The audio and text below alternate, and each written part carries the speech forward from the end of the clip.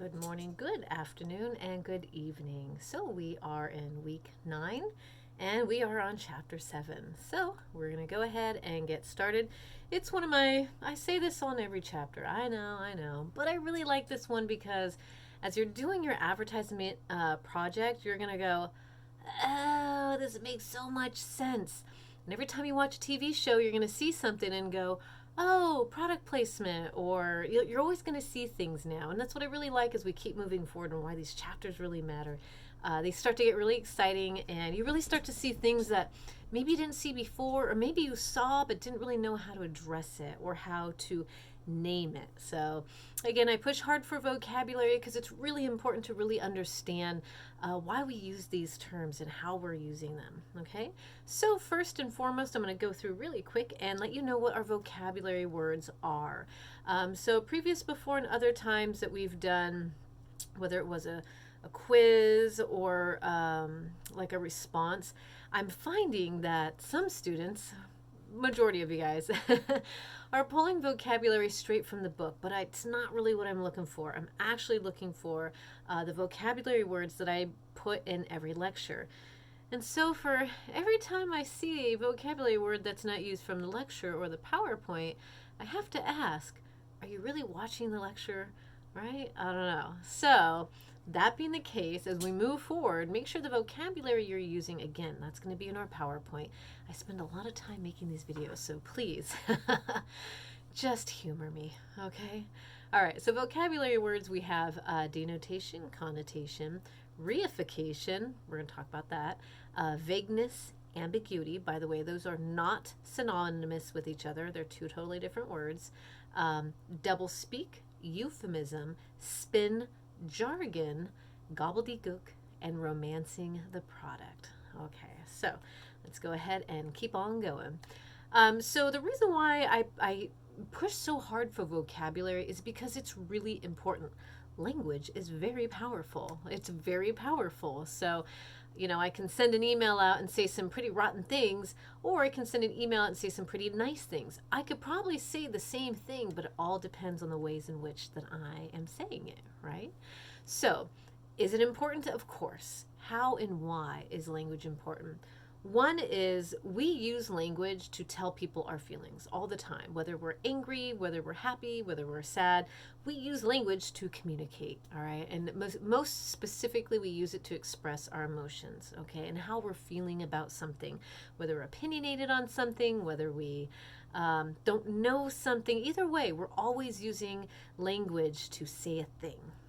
Okay, so we use it to ask for things.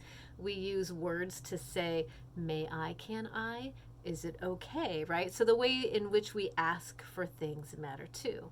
And you might notice when teachers say, well, can you, versus may you. So can would be, are you physically able to do the thing? Can I go to the bathroom? I don't know. Can you go to the bathroom? Do we need to go to the doctor? I know it's annoying, but it is very important that we're mindful of it. Then you would ask, may I go to the bathroom? Because that's you asking for permission, okay? So if you've ever had in the past where teacher have done that to you, you know why. Okay, so a lot of times we use the language to argue and convince, okay? Good language use. You can really argue whatever you want. Remember, thank you for smoking, or we can convince people too. Just like in 12 Angry Men, there was a lot of ways in which they used it to both argue and convince.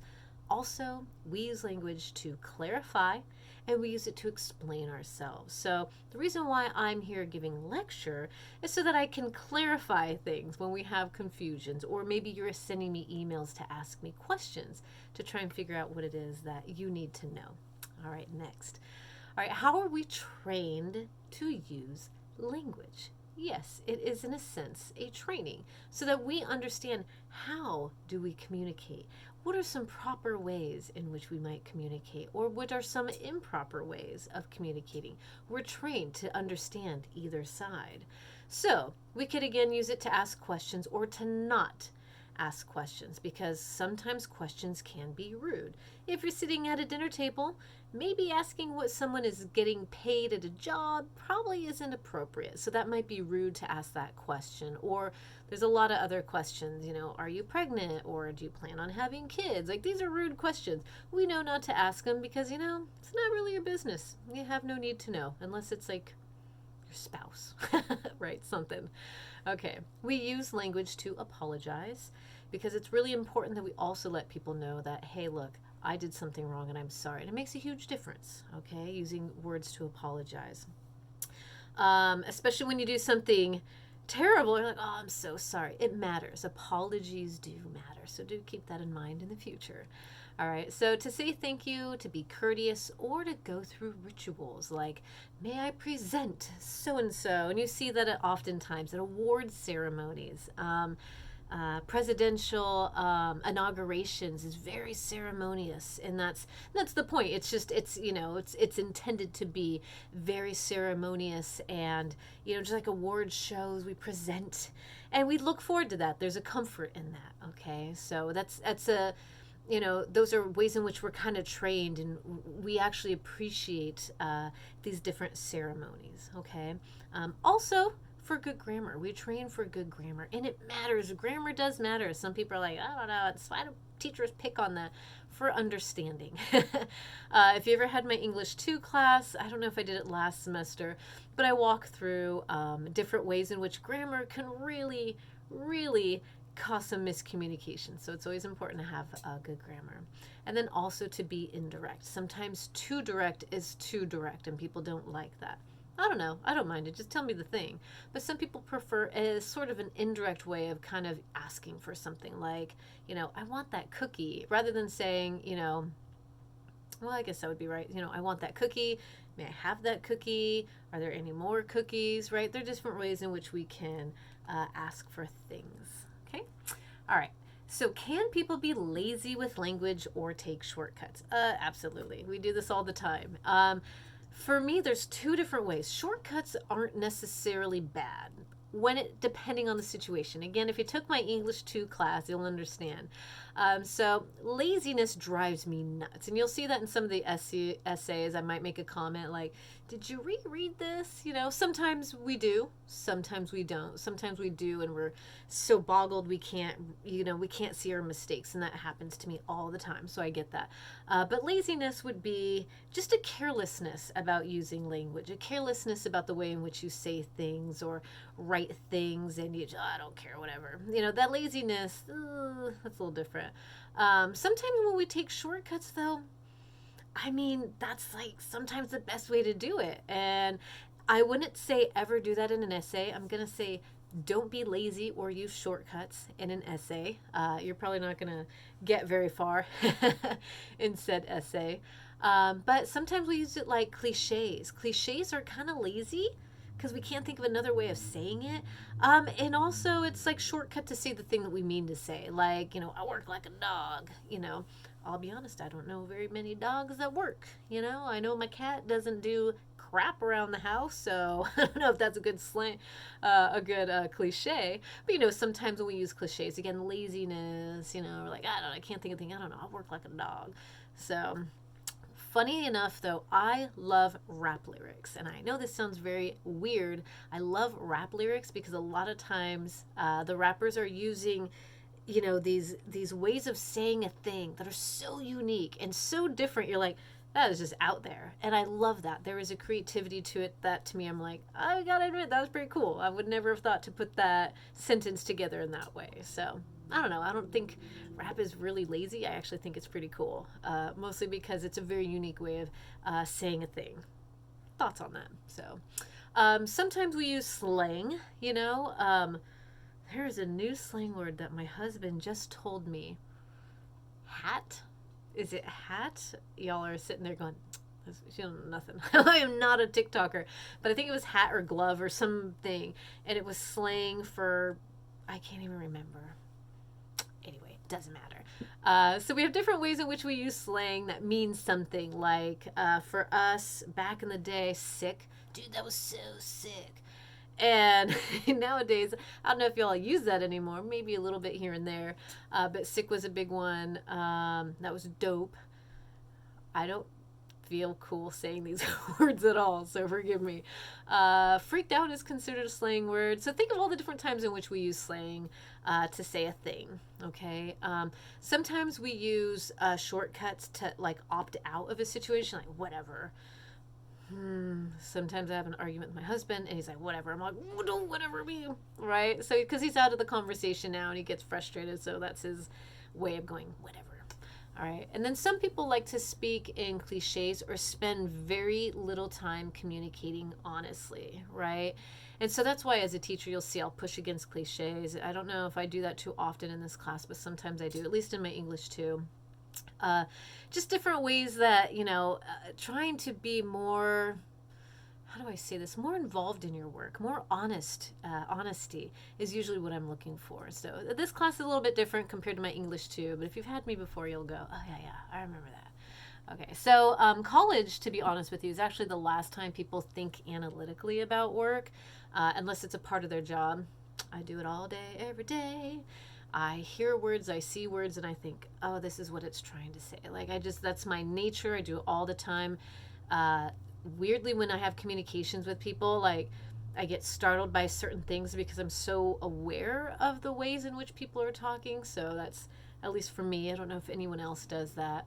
But sometimes, even analytically, listening to the way people are talking and writing, it gets a little bit repetitive after a while. So anyway, so this is just different ways in which people can kind of be lazy in their language. Okay. All right. So denotation. So denotation is is a specific object or action that a word points to, refers to, or indicates. Okay. So it's very specific action and a very specific object. So denotation is like, this is the thing. It's right there. Ta-ta. Okay.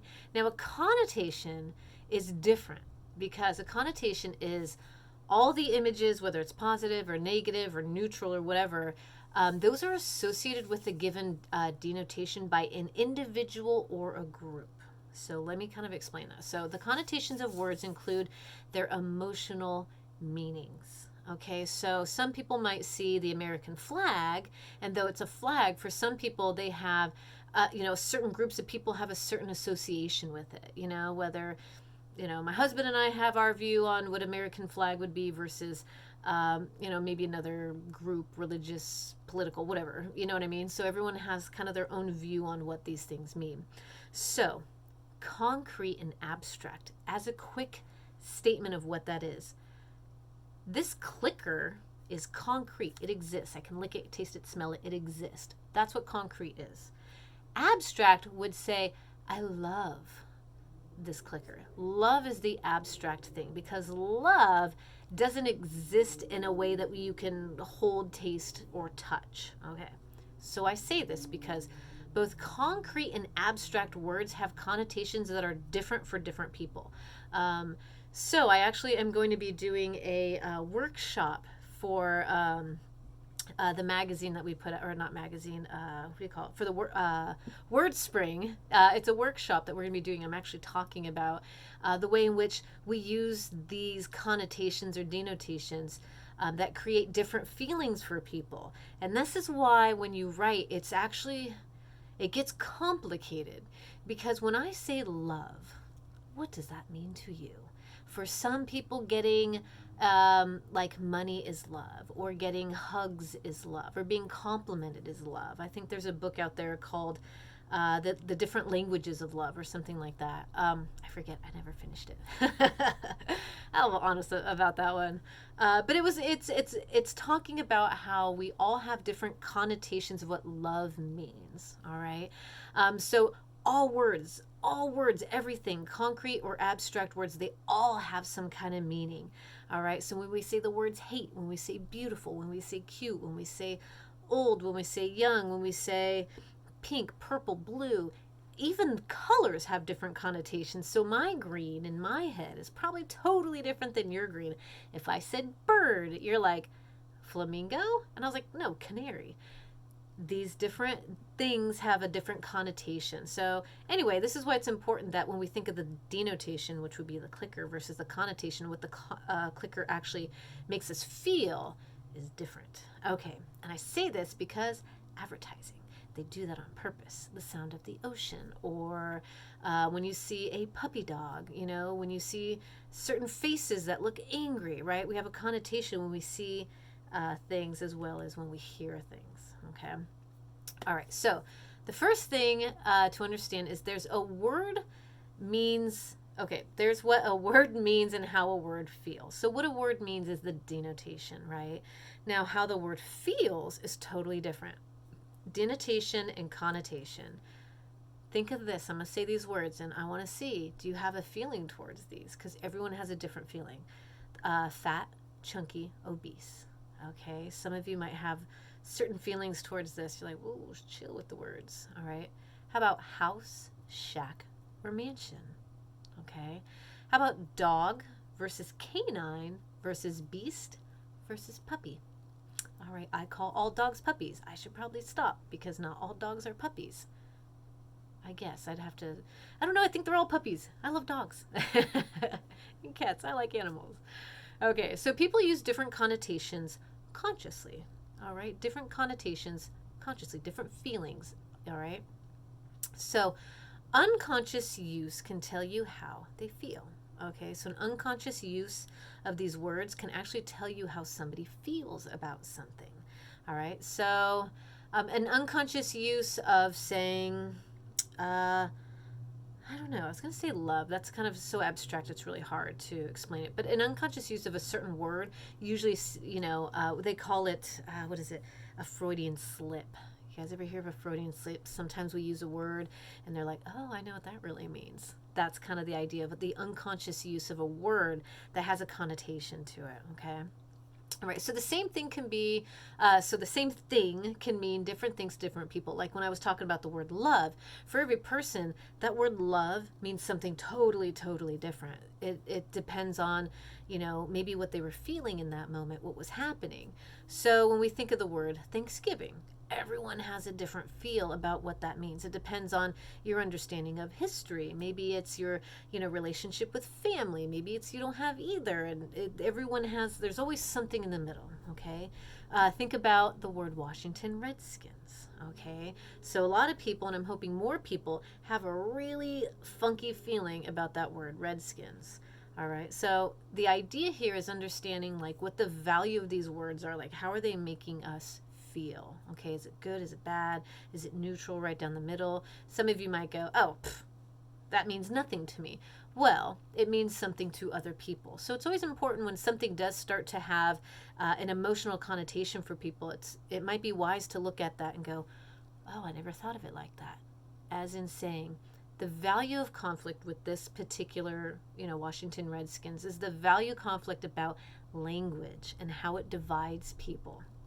All right, that's a big thing going on right now. We just had, a shooting in Atlanta go on, and for some people, they might not understand why this is an issue. Well, language sometimes in between also divides us. Okay, we'll talk about understanding the names of the victims is a big thing right now, because what happens is a lot of Asian cultures will come in, and because the language is harder to speak in English, a lot of them will change their name so that they feel more, connected, a part of. It's called not association. Cultural association, where you'd become more a part of a culture. Well, they end up losing a lot of theirs because they're changing their names, to, Michelle or Jessica or something that makes it, more convenient for those, in the culture that they're trying to assimilate. They're trying to assimilate into that culture. So again, this language actually ends up dividing us because, are we willing to adjust to learn these names so that we can all together have a better understanding? So that sometimes happens. So we see more and more with cultures, this is just what happens where, we start to now realize like, wow, there's not just one dominant culture in this world, all cultures exist. And it's starting to become more prevalent within the world. So anywho, that being the case, we use this word Washington Redskins, which is incredibly racist. Just as a heads up, if you were not aware of that statement, okay? And so what happens is, what arguments are people using to say, oh, I want to use this Washington Redskins. It's always been that way. Well, the problem is that comes from a very privileged point of view to say, well, it doesn't bother me. It's not about you. Usually, when there is an issue that comes up, when another culture steps up and says, you know what, I'm kind of sick of you guys appropriating my culture, I'm going to say something, it's getting to the point where I can't take it anymore. That's when anyone who has to say, well, I don't understand, it's always been that way, why would we change it? Take a minute, take a step back. That's privilege talking. And maybe sit down, just, take a minute on that one, because what happens is that's again not seeing that, again, language divides people, that these statements are incredibly inappropriate, that for us not to recognize when other people are having issues, when we do stuff like using the word redskins. Okay. All right. So think about it. Would you use Washington wetbacks or the Washington N word? Probably not. We've gotten to a point where these words are like, who would ever say that? That's so incredibly inappropriate. And that's good. That's where we want to be, to get to the point where seeing these words that we've been using, have been inappropriate and just really, how do I say this? Just disrespectful to cultures. And I think now we're starting to see that, and we can go, okay, I was wrong. I was really wrong on that. Okay. And this is what we do. And that's okay. And it's beautiful to kind of be able to open up and go, I didn't realize what I was doing was that terrible. And that's when we talk about apologies and how it's okay to apologize and say, I had no idea. It's okay to be wrong. It's totally okay to be wrong. It's okay to say, man, this whole time it meant something to me because it's nostalgic. And that's what a lot of people will use when they make these arguments, that they were feeling nostalgic. And why would you take that away from me? Well, you're appropriating a culture or you're doing something incredibly racist. So yeah, whether or not you enjoy it as a whole, it's still inappropriate. So think of those things like that. All right, so some words are highly negotiated depending on the context. So it depends on who you're talking to. If you say lady, if you say woman, if you say girl, or if you say chick, like, how are you having this conversation? And again, you can use these words, but it really depends on the context and who you're with and who's using these words. It does matter. It does matter. This is language here. Okay. If you're using the word gay, homo, fag, or queer. All right. If you were in my English 2 class, we actually read a poem about this. And this idea of, whoa, some people are like, oh, that word. It's like, well, it depends who's using this word. How are we using these words? Again, we negotiate the ability to use these words within a culture, within a community, within certain things. So some of these words, are incredibly insulting and just outright terrible. But then there's within the culture, sometimes they'll use it. I think Will and Grace will use fag hag. And for them in the culture, within what they were trying to say, to explain who Grace is, that was a joke with them. And for them, it was appropriate because that was within their community and their understanding, versus someone else just calling somebody that, right? So it's totally one of those things that, feel the room, guys. Feel the room. Like, just try and be appropriate. And if you don't know if you should, you probably shouldn't. Okay? If you don't know what's appropriate, maybe just kind of hold off. I don't know. That's kind of a rule of thumb, okay? Okay, so just think of the words, that we use, all the time for things like the word breast, right? We got boobs, we got tit, we got all kinds of stuff, right? Did anyone get uncomfortable when I said any of those words? You might have, right? How are you using it? What are you using it for? How is it making you feel? And why? Okay? Very, very important to think of that, all right? Because advertisements do that on purpose. Okay, so we're going to get into that. Ads and products manipulate us with connotations, okay? They do that with these words.